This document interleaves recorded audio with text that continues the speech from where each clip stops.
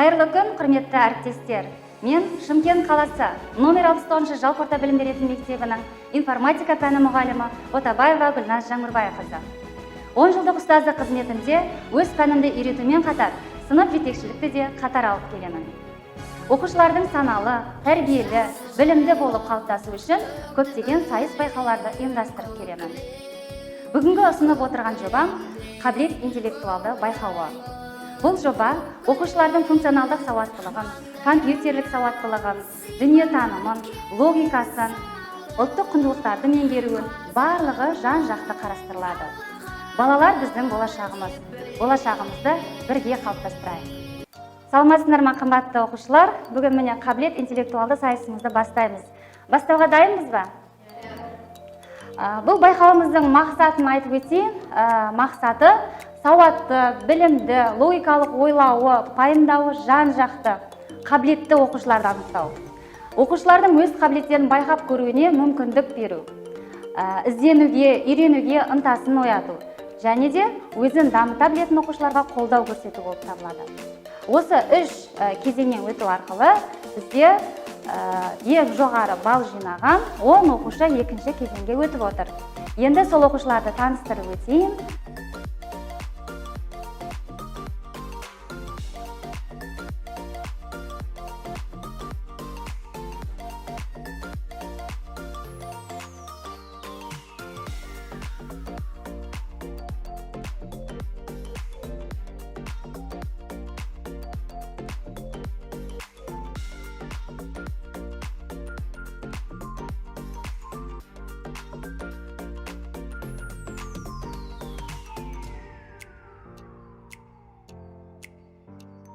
Күрегі байлаулы берік болмақ керек. Екінші, сол нәрсені естігенде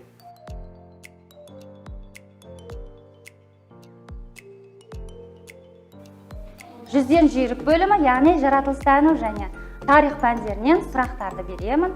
Барлығымыз қазір ноутбугымызды дайындап, kahoot.it бөліміне өтіп, кіруге дайындалып тұрамыз. Мен қазір пин-кодты экранға шығарамын.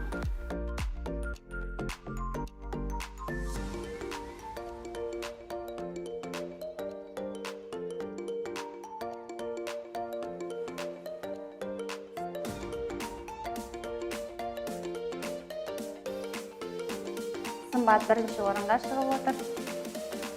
Сұрақ бізде жоңғар шапқыншылығында ерен ерлік көрсеткен қазақтың дарабоз хан батыр атағын алған жалғыз батыр.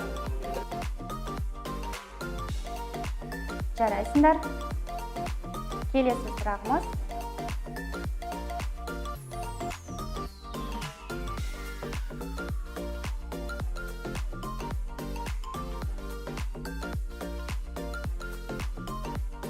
Соңғы сұрақ, шешуші сәт, заттар айналымының түрлері.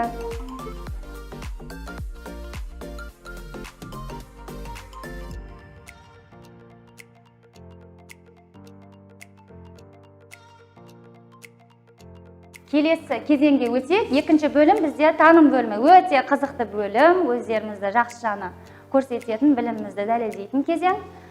Бұл жерде қазір сұрақтарды экранға шығарамын. Білімі айтып жеткізу, логикасы бағаланады. Ол жағын жақсы білеміз. Бірінші болып бізге жауап береді. Жанарыс келе ғой.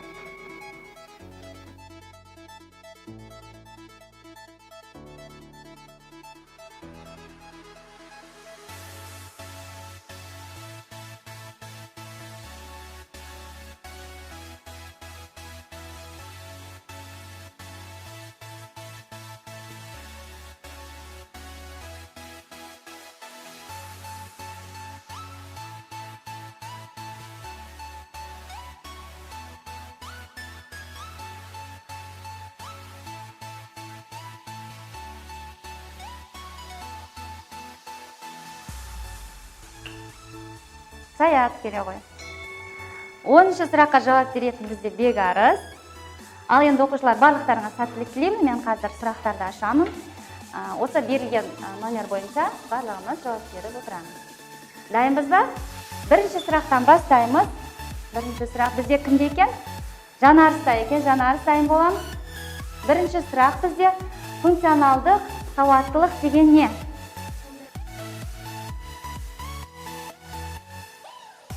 Осылай түсінесің, иә? Толықтыратын бар ма екен? Сымбат.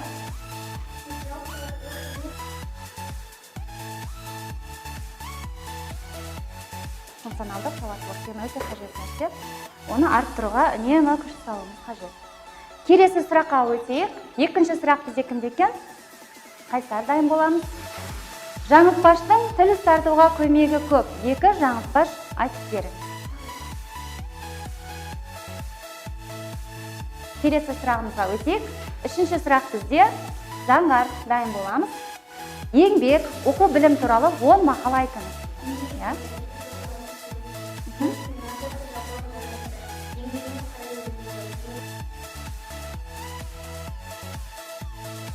Төртінші сұрақ. Төртінші кімде екен бізде? Қалбенур, сұрақты ашамын. Абайдың қанша қара сөзі бар? Біреуін айтып беріңіз деді. Абайдың қара сөзін барлығымыз білуіміз қажет, е? Адам 19-ші қара сөзі. Адам туғанда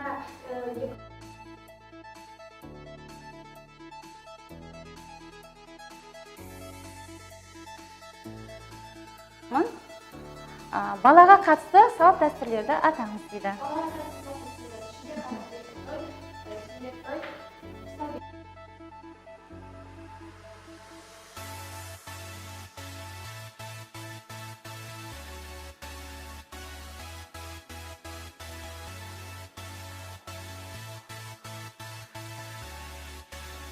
Бізде 6-шы сұрақ Аймен дайындаламыз. 6-шы сұрақ 2021-22 оқу жылындағы атаулы күндерді атаңыз.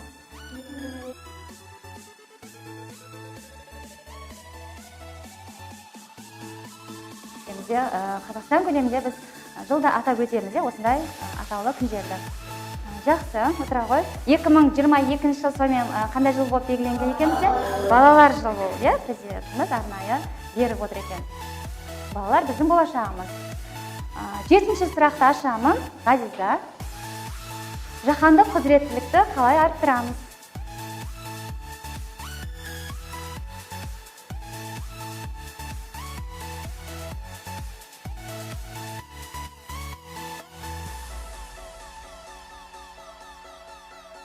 Жақсы, жарайсыңдар.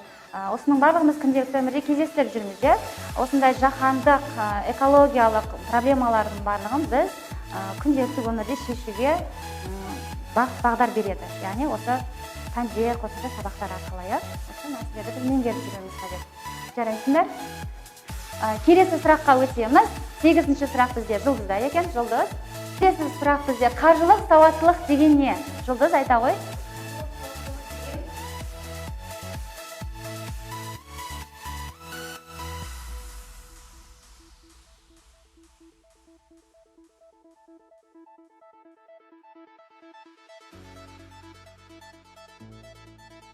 Яғни осының барлығын біз ересек болған кезде емес, осы бала күнімізден меңгеретін болсақ, демек жаңағыдай қолайсыз жағдайлардан біз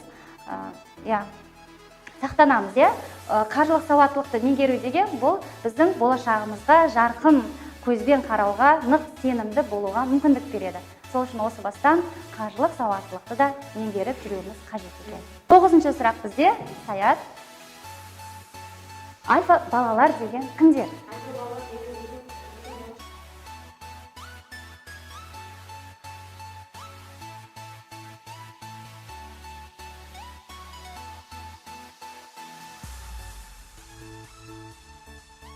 Дұрыс айтып жатсың, Саят, Қайсар, Аймен өте дұрыс айтып жатсыңдар.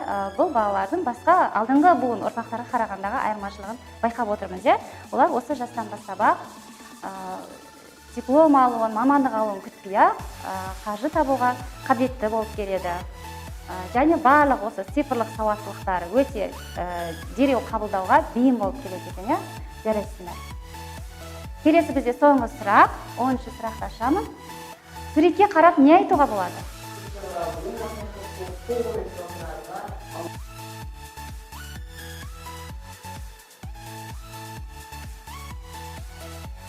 Екі ми қыртысында бірдей жұмыс жасатуға қол жеткізе алады екенбіз, е? Қалай жеткізеді екенбіз? арнайы жаттығулары бар, мінекей өте дұрыс айтып отыр. Сол жағы ми қыртысы жұмыс жасайтындарда логикасы өте жүйрік болып келеді, талдай алады, анализ жасау, әсіресе дебаттарда өзін керемет алып шығады, дәлелдеп, сандармен есеп қисаптарға өте жүйрік болып келеді екен. Алгоритм, яғни программа құруда, немесе жоспар құрғанда барлығын рет-ретімен бізге жақсылап құрып бере алады.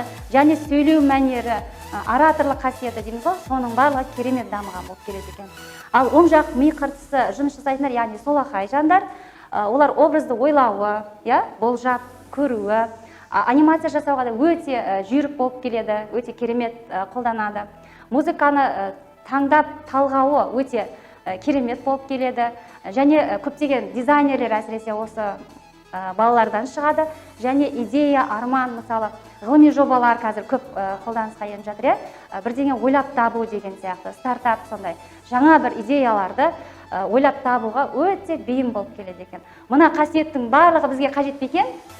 Өте қажет, сол үшін өзімізді жаттығу жасау арқылы осы қасиеттерге ие болуға талпынып жүреміз. Жарайсыңдар. Осымен біздің таным бөліміміз аяқталды. Үлкен рахмет. Жақсы мәлімет берді деген ойдамын. Енді келесі кезеңге өтеміз. IT сауаттылық бөлімі. Мен қазір жас мобилограф, қазіргі таңдағы өте бір өзекті заманауи мамандық деп айта аламын. Өздеріңде қызыға бейнелер түсіріп, монтаждап жүрміз, Сол үшін де мен үй тапсырмасы ретінде беріп отырмын. Менің мектебім тақырыбында жасаған видеолары менде тұр. Мен қазір экранға шығарып жайлап ойнатамын.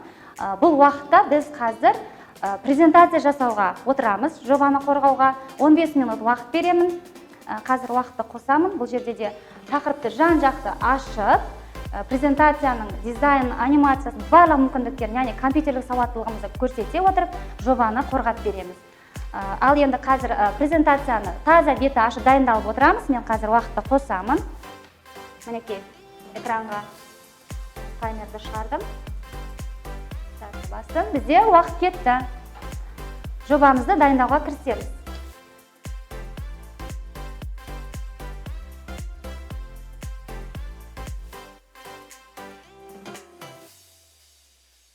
Оқушылар, мен қазір экранға барлық үйде жасап келген бейнелерді көріп шықтым. Өте керемет жасалған, мектептің барлық көрнекі жерлерін қолданып, әдемі аша білген жеңімпаздарды анықтайтын боламыз. Қазір бізде 6 минут уақытымыз қалған екен.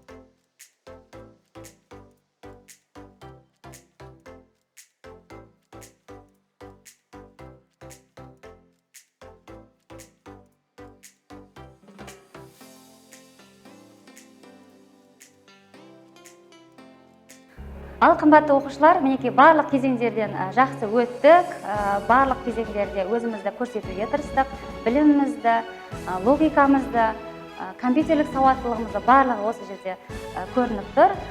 Енді уақыт өз мәресіне жетті. Бүгінгі қатысқан сабақтарың үшін үлкен рахмет. Жақсы.